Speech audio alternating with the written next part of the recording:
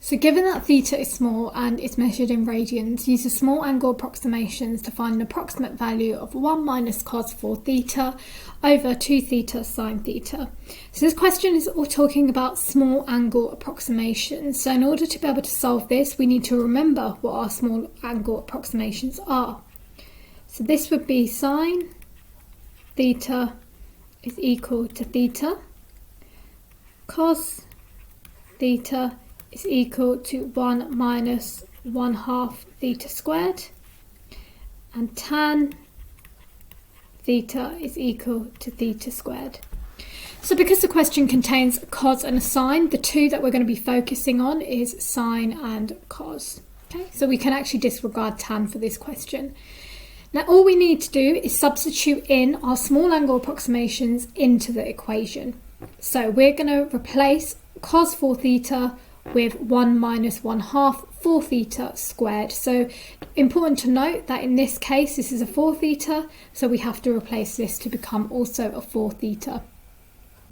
So we get 1 minus bracket 1 minus 1/2 4 theta squared.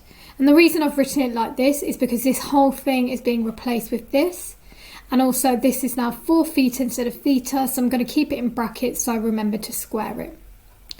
And it's all over 2 theta, which can stay the same as there's no sine, cos or tan, times sine 3 theta. So sine theta is theta, therefore sine 3 theta would be 3 theta.